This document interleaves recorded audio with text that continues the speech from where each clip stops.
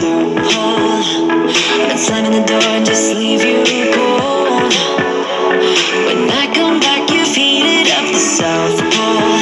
You see my body rush for the escape, while my heart wants to stay. Pagi untuk anak ibu di kelas 11 MIPA seluruhnya. Pada kali ini kita akan membahas tentang gelombang berjalan sebagai lanjutan dari pokok bahasan kita sebelumnya. Nah, untuk gelombang berjalan contohnya adalah gelombang pada tali.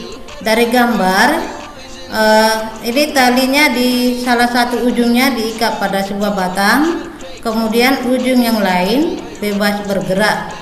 Nah, jika ujung yang bebas bergerak ini kita getarkan, ya, kita gerakkan, berarti akan terjadi gelombang naik turun yang membentuk puncak dan lembah, ya, puncak dan lembah, ya, puncak dan lembah.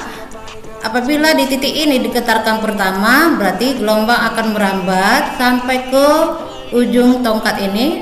Kemudian gelombang dari ujung tongkat, gelombang tersebut akan merambat dan kembali ke ujung yang pertama tadi, berarti seperti ini dia bentuknya. Nah, untuk gambar dari perpaduan dari gelombangnya kita lihat pada slide berikut ini. Nah, untuk perpaduan gelombangnya, gelombang yang pertama yang berjalan adalah yang warna merah, kemudian gelombang pantulnya adalah yang hijau ini. Jadi ini merupakan superposisi atau interferensi dari gelombang ini, ya, perpaduan dari gelombang pantul dan gelombang rambatnya. Untuk persamaan umum dari gelombang berjalan yaitu Y sama dengan A sinus omega T dikurang Kx. Y sama dengan A sinus omega T kurang Kx, dengan A adalah amplitudo dalam satuan meter, Y adalah simpangan dalam satuan meter, berarti simpangan di sumbu Y. Omega adalah kecepatan sudut dalam radian per sekon, T adalah waktu yang diperlukan dalam sekon, K adalah bilangan gelombang, satuannya meter pangkat min 1 atau 1 per meter, yang nilai K ini adalah 2pi per lambda. K sama dengan 2pi per lambda. Dengan X adalah jarak titik pada tali dari titik asal getaran dalam satuan meter. Untuk perjanjian tanda atau ketentuan pada persamaan gelombang berjalan, yang pertama, tanda positif dalam sinus gelombang berjalan berarti gelombang merambat ke kiri. Tanda positif dalam sinus gelombang berarti gelombang merambat ke kiri. Jadi maksudnya di sini yang persamaan simpangan tadi yaitu Y sama dengan A sin omega T tambah Kx, jadi ada tambahnya. Kemudian yang kedua, tanda negatif dalam sinus gelombang, maka gelombang berambat ke arah kanan. Y sama dengan A sin omega T dikurang Kx, ini ditambah Kx.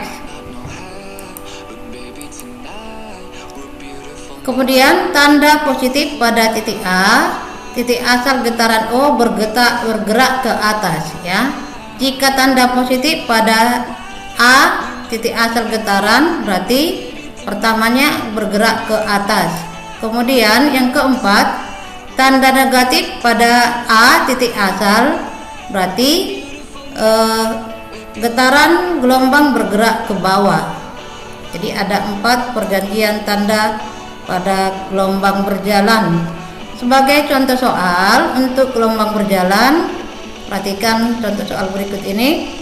Sebuah gelombang berjalan memenuhi persamaan Y sama dengan 0,3 sinus 0,4 pi dikali 50 T dikurang X, dengan X dan Y dalam centimeter dan T dalam sekon. Nah, tentukanlah arah perambatan gelombang, kemudian amplitudo gelombang, kemudian bilangan gelombang, kemudian frekuensi gelombang, kemudian panjang gelombang, dan cepat rambat gelombang. Ya, untuk membahas soal ini kita ikuti pembahasannya berikut ini dengan soal tadi. Persamaan gelombangnya adalah Y sama dengan 0,3 sinus 0,4 pi kali 50T dikurang X.